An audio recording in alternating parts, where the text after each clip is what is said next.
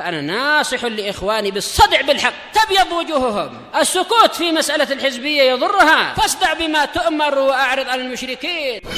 سلامي على دماج ورجالها والشيخ يحيى ودار العلم يا سعد بانيها. Waalaikumsalam warahmatullahi wabarakatuh.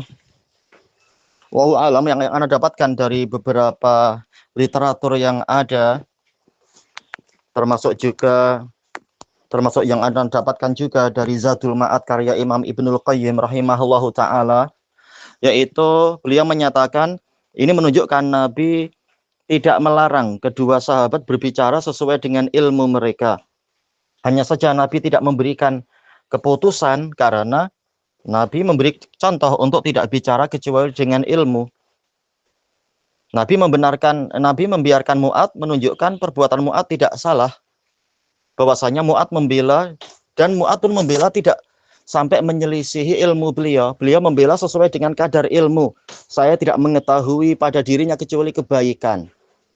Mu'ad tidak sampai berlebihan memuji. Tapi sesuai dengan apa yang beliau tahu, tidak tahu tentang Ka'ab bin Malik kecuali kebaikan. Toyib. Dan Nabi tidak memberikan pujian tambahan-tambahan kepada Ka'ab bin Malik dalam peristiwa itu. Demikian pula sebaliknya, Nabi tidak menyalahkan sahabat yang mencela Ka'ab bin Malik.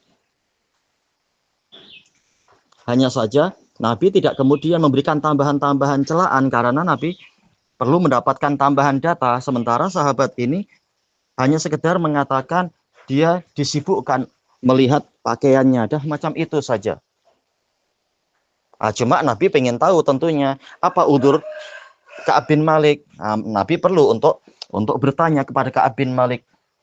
Barangkali ada udzur. Para sahabat menghukumi sesuai dengan zahir, baik pujian atau celaan, dan hukum yang dibina di atas zahir dan tidak sampai yang satu lebih kuat dari yang lain, maka dua-duanya diizinkan. Yang seperti itu oleh Nabi Shallallahu Alaihi Wasallam. Dan itu dibahas oleh Ibnul Qayyim. Ini menjadi dalil bahwasanya seseorang boleh membela saudaranya sesuai dengan yang dia ketahui. Sementara orang yang memiliki ilmu yang lebih, maka dia boleh ilmu yang lebih dalam, yaitu mengetahui kritikan, dia boleh mengkritik. Mengkritik sesuai dengan yang dia tahu. Hanya saja, jadi ada kemungkinan sesuai dengan ucapan sahabat itu, dia tersibukkan dengan itu. Tapi boleh jadi tersibukkannya itu ada udzur, tahu-tahu setelah itu sakit, atau tahu-tahu setelah itu ada halangan apa, sehingga, ataukah kendaraan yang tahu-tahu rusak atau apa, sehingga tidak jadi ikut perang Tabuk. Makanya Nabi tidak langsung menghukumi Ka'ab bin Malik tertinggal dengan sengaja tanpa udzur dan begini-begini. Cuma ini menjadi catatan, dia tidak ikut perang. Makanya ketika pulang, Nabi ingin tahu alasan-alasannya dan seterusnya. Itulah yang nampak.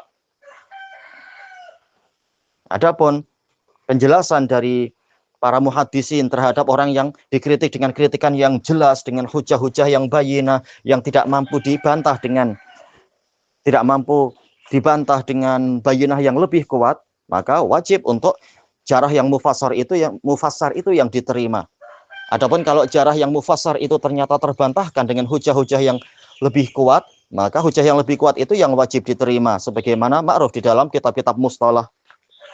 Makanya ma'ruf disebutkan beberapa contoh para ulama membantah orang-orang yang melakukan jarah, yaitu jarah mufassar, walaupun jarahnya dari ulama besar, tetapi ternyata terbukti yang dijarah itu tidak tepat untuk dijarah, maka jarahnya itu tidak diterima walaupun mufassar, karena ternyata ada bayyinah yang lebih kuat, bukan dia yang berbuat ini dan seterusnya, misalkan tidak betul dia berbuat seperti yang dituduhkan dan sebagainya. Baik. Wallahu a'lam, walhamdulillahi rabbil alamin.